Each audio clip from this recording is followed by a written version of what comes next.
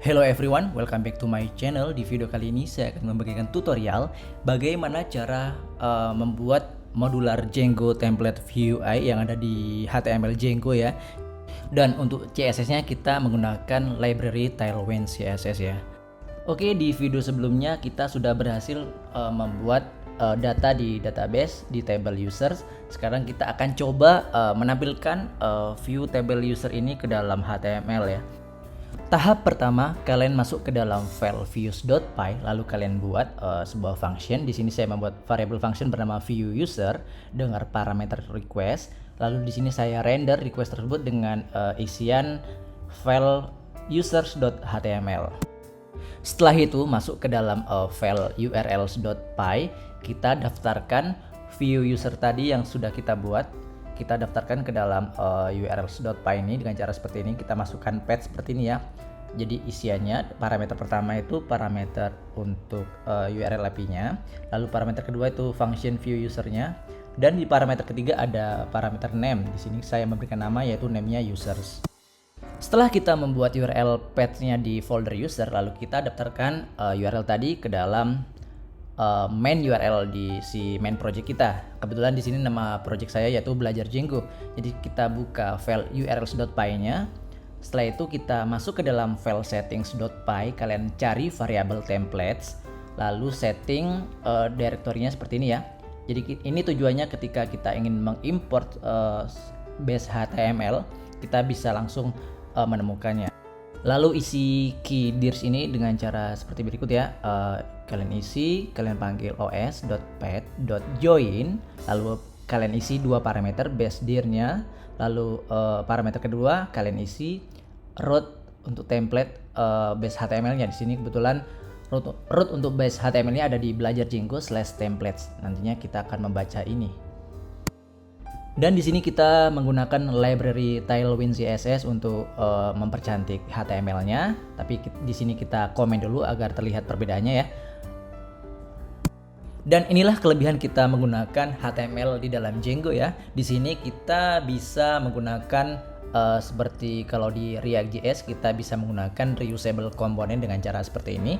Jadi kita bisa memanggil komponen dengan cara include, lalu nama foldernya, lalu nama filenya. Contohnya seperti ini ya. Lalu di sini saya membuat sebuah folder bernama folder komponen. Dan di dalam folder komponen ini ada navbar.html, isinya seperti ini ya. Di dalam navbar ini saya membuat dua navigasi, ada navigasi untuk users dan ada navigasi untuk about. Dan waktu ketika kita membuat file HTML baru, pasti kita selalu mendaftarkan ulang navigasi di setiap file HTML. Padahal kan tujuannya sama ya, kita hanya mendaftarkan navigasi, sedangkan itu sebenarnya tidak perlu lagi dilakukan. Kita cukup bisa menggunakan dengan cara include dari si Django HTML ini. Jadi untuk sintaksnya cukup hanya dengan kurung kurawal lalu ditutup dengan persen ya, seperti itu. Lalu untuk isian dari main kontennya itu sama juga seperti si navbar. Jadi kita hanya tinggal membuat blok konten dan end blok kontennya. Jadi misalnya kita memiliki banyak menu, misalnya ada file user, file about, file kontak, file address dan sebagainya. Kita hanya fokus untuk membuat konten body-nya saja. Misalnya contoh seperti ini ya, saya mempunyai file users.html. Di sini saya hanya membuat untuk konten body-nya seperti ini. Dan secara otomatis ketika ada sintaks blok konten dan end blok, si file Django ini akan langsung otomatis terbaca oleh si base HTML ini. Dengan contoh, misalnya kalau kita dulu kan setiap kali kita membuat suatu HTML, kita akan selalu menulis dengan cara hal yang manual seperti ini ya. Dan sekarang untuk di framework Django ini kita sudah bisa dimanjakan dengan adanya sintaks block content dan end block ini. Jadi kita hanya cukup membuat body-nya saja seperti itu. Dan jangan lupa agar file user HTML ini terbaca oleh base HTML, kalian tambahkan perintah extends lalu parameter nama filenya base.html yang ada di sintaks paling pertama nomor 1 di file HTML itu ya, di file users.html.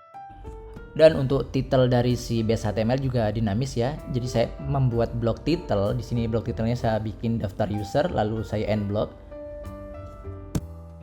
Jadi saya ulangi, Agar file user HTML terbaca oleh si base HTML, kalian ketikkan perintah seperti ini, extends base.html.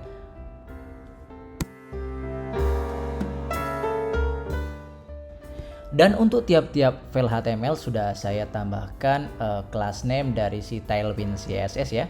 Dengan sebagai contoh di navbar.html ini saya menggunakan class yang tersedia dari Tailwind CSS. Kita bisa langsung menggunakannya.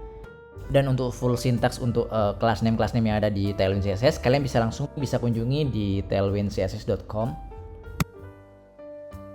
Dan sekarang kita bisa langsung aktifkan server si Python Django ini dengan cara python spasi manage.py spasi run server. Setelah itu buka browser dan buka tab baru. Lalu ketikkan perintah localhost dengan port 8000, itu default bawaan dari si Django, dan secara otomatis kita sudah berhasil menampilkan data yang ada di tabel user. Dan semua data yang ada di tabel user ini sudah kita berhasil tampilkannya di UI Python Django kita. Oke, kenapa secara default kita bisa langsung menampilkan si user ini? Karena kalau kita baca di views.py ataupun di urls.py-nya, di path yang tidak ada slash-nya kita menampilkan view user.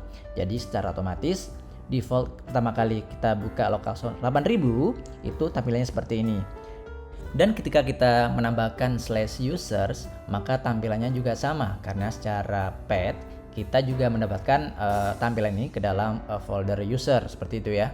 Lalu ketika kita mengganti menjadi slash about, itu page not found karena untuk slash about ini kita belum mendaftarkannya kemana-mana ya. Dan ini akan saya berikan contoh, kita akan coba aktifkan slash about. Lalu slash about ini dengan otomatis akan langsung menuju ke halaman folder user juga.